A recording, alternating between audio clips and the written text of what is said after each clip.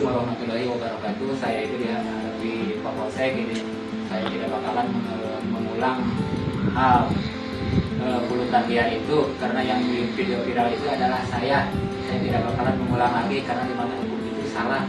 Pria yang melakukan pungutan liar di daerah Curug Ciburial, Kabupaten Bogor, Jawa Barat, akhirnya diamankan pihak kepolisian. Diketahui pria tersebut viral usai aksinya direkam oleh pengunjung yang hendak masuk ke kawasan wisata di daerah tersebut.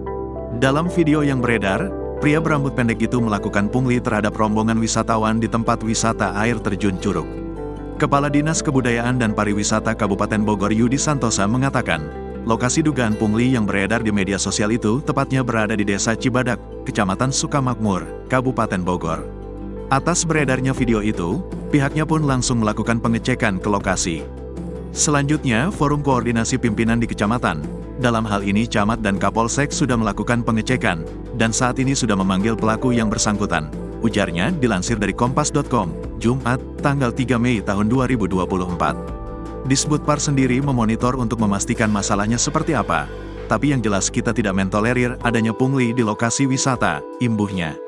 Yudi mengungkapkan, pihaknya sudah melakukan pembinaan terhadap para pelaku wisata dan juga masyarakat melalui kelompok sadar wisata. Karenanya, ia menyayangkan masih adanya pungli di lokasi wisata.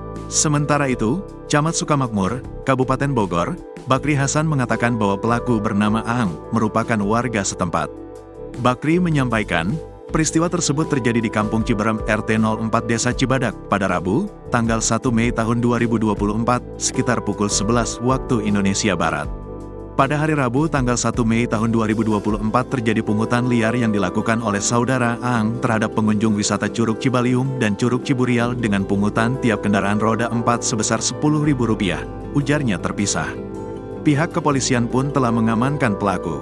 Tak hanya itu, pelaku juga telah meminta maaf dan berjanji untuk tidak mengulangi perbuatannya.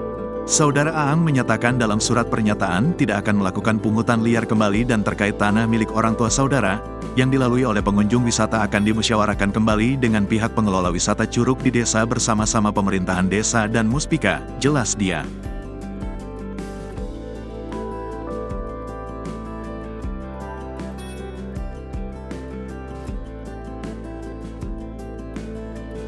Download Tribun X sekarang, menghadirkan lokal menjadi Indonesia.